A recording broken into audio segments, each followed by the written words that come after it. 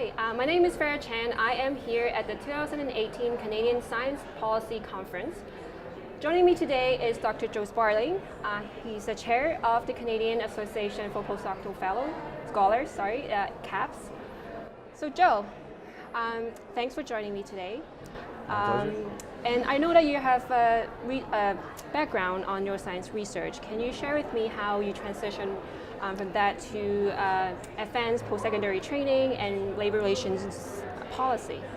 Yeah, I can try. It's kind of a transition that's still ongoing. I pretty much just got to the point where I was doing so much policy work that I was highly interested in and highly motivated with at the provincial level and for CAPS as chair, that I realized I was something I wanted to be doing. And I kind of just got to the point where I thought I need to focus something on one of these, either neuroscience or policy.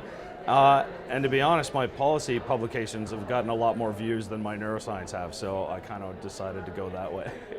And yeah, still chairing CAPS for now and doing some policy work at the provincial level and some analyst work on the side, but kind of looking for new opportunities in policy still as we speak. So can you tell us more about your work in CAPS then?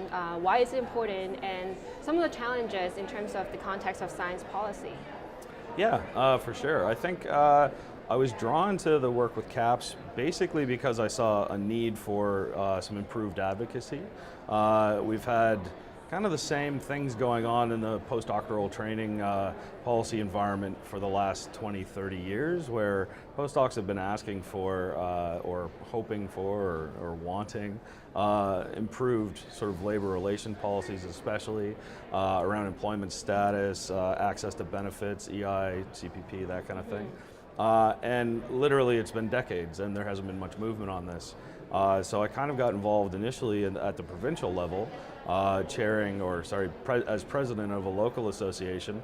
And then we managed to get the province in Alberta, me and the other presidents basically of the associations in Alberta, wrote to the province, the provincial government managed to get them to make some legislative changes that actually made all postdocs employees in Alberta, made their associations, the postdoctoral associations, unions effectively, with collective bargaining.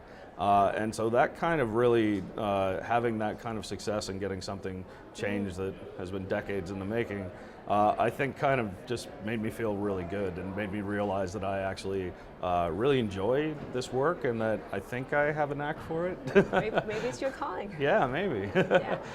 So this morning you organized a panel on policy that's affecting Canadian postdocs. Could you share with us some of the highlights Sure. for viewers that were not able to attend the session? Yeah, definitely. We had a really good session, I think.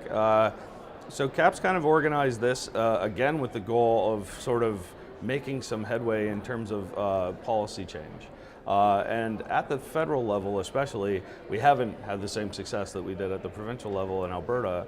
And so we were kind of thinking, why is this? What are the barriers there? Is something that we're constantly kind of trying to work at. So from a employment status perspective, for example, we weren't sure what the limits of the tri-agency's power were on that. So was it possible for them to actually decide to make all fellows employees or whatever? So part of this, the panel today was really us sitting down and presenting our potential solutions to those issues, like giving everyone employment status, and getting the perspective of a representative from the funding agency, from the tri-agency, Dr. Dominique Berube, and from an institutional administrator, so Dr. Rachel Fernandez, just letting us know what kind of approaches would be required to do those kinds of policy changes. And for us, it was fantastic. It was really informative, and it's gonna actually influence CAPS policies going forward in major ways, I think.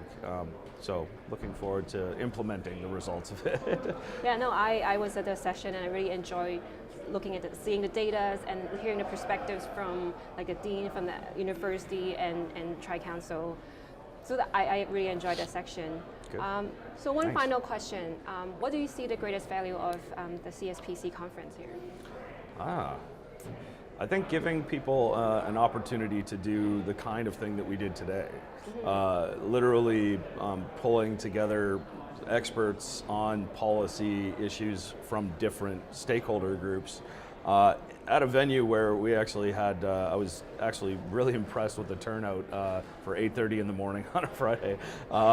We had a packed room, and having the kinds of people who are decision makers, who are in the media, and all these different groups that kind of look at policy from various angles, all being brought together, I think is one of the most valuable things CSPC contributes, and it gives people or organizations like CAPS an opportunity to actually interact with some groups and individuals that we probably wouldn't see otherwise. They're unlikely to attend smaller administrative meetings that we do attend. So CSPC is the perfect venue for that kind of thing for us. So Joe, thank you for your time doing the interview with us, and also sharing your experience and your insights on this issue. So for viewers at home, if we want to learn about you and your work, where can we go online for this information? Perhaps the CAPS website, or LinkedIn, or social media? Yes, go to all the above. So the CAPS website is www.caps, so CAPS, -acsp.ca. And you'll find links there to our LinkedIn, to Facebook, and also Twitter. And also on our website, there's lists of publications, so you can see all the reports that we've actually done for government consultations. This year, we've already done 3, I think, including a budget brief. So there's a lot of information. Also, all our previous survey data is on there from 2009, 2013, and 2016. Yeah. So Joe, thank you so much for your time, and I hope you enjoy the rest of your time here at the conference. Awesome.